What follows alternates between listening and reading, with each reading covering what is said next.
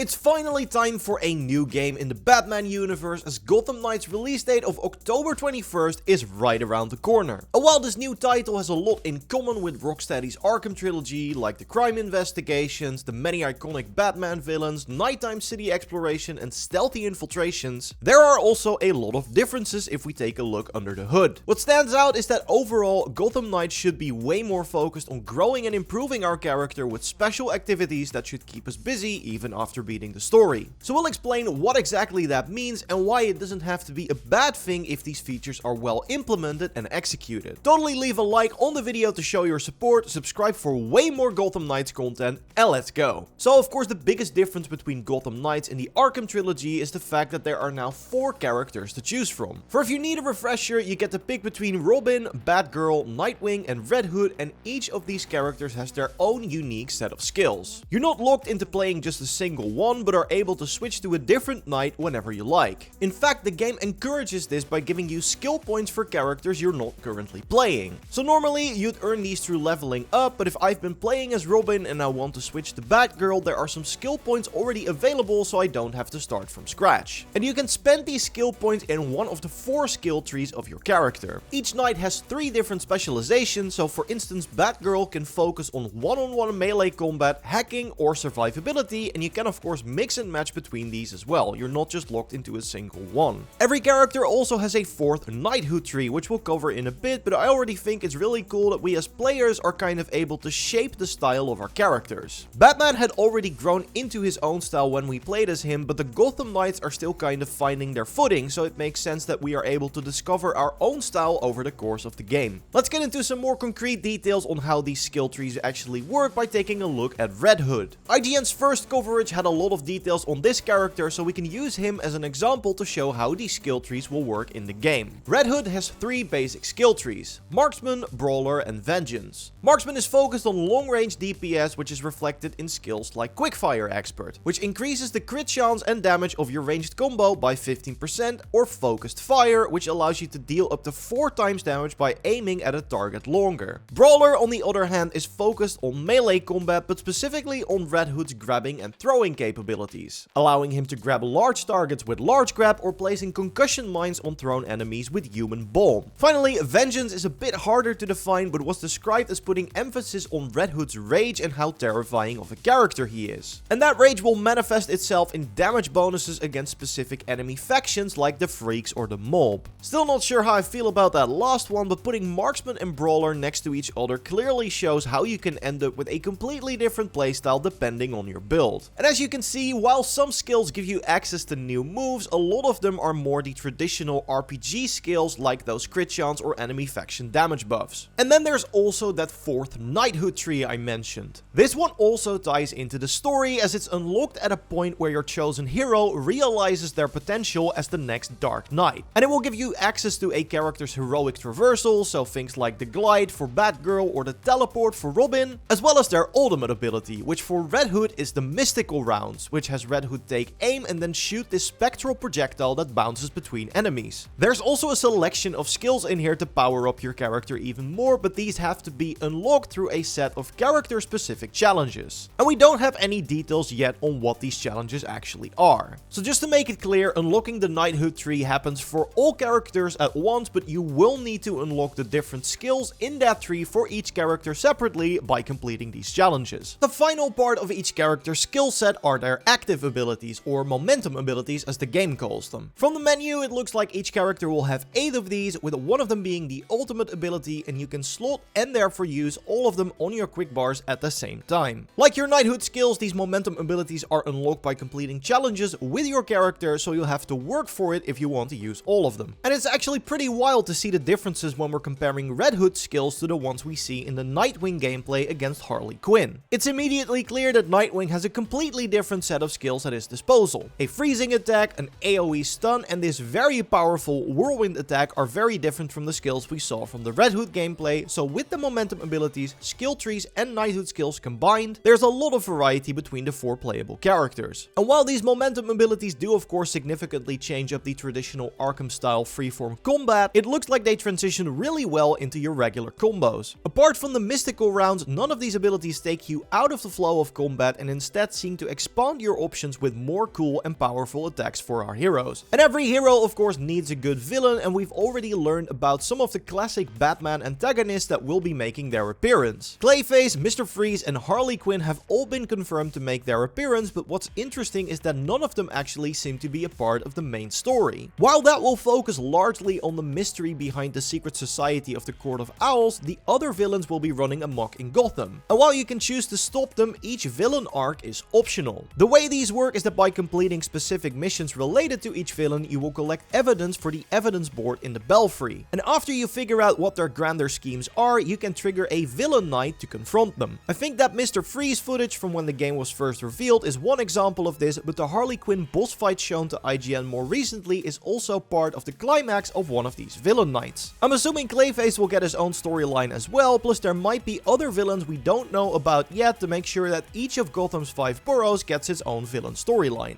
Next to these bigger long-term objectives, Gotham will also be filled with smaller crimes by the various gangs that roam the city. These are of course useful for grinding out the challenges needed to unlock the skills on each of your heroes, but they're also very important for if you're looking for a specific type of gear or material. Each faction will have their own dedicated set of resources, so you're able to hunt down the exact ones you need in order to improve your gear. And while you can of course stumble onto a crime in progress, the developers have actually said you are able to gather intel and learn about crimes before they happen, which should make hunting down specific resources even easier. The way that works ties into the game's day and night system. Basically, once you step out of the Belfry, you enter a night, and after you've done all you wanted to do, you can return to your base and end that night. The next time you go out will be a new night, which means that new crimes appear and the crimes that went uninterrupted will disappear from the map. So having intel on what crimes are going to happen the next night is actually really useful. And while the developers have confirmed that you are able to prevent crime for a night, the map will keep filling up with things to do on the next night, as even Batman himself was unable to completely stop crime in Gotham. And while details on it are still a bit vague, I think the idea is really cool. Instead of the basic grind in loot-driven RPGs, you're gathering intel on the opportunities to get the stuff you need, which fits really well with the whole detective fantasy of the Bat family. Another big new feature the devs put a lot of work in is the implementation of 2-player drop-in drop-out co-op. Enemies and players will scale so that combat feels satisfying on both ends, even if one player is behind in levels or gear. And if you complete a major story mission or a villain night in someone else's game, the game will ask you if you want to skip it once you reach the same point in your own playthrough. Plus, co-op is completely untethered, so if you want to split up and explore different parts of the city, you can do that too. And there's actually another big feature that has yet to be revealed that should make Gotham Knights stand out,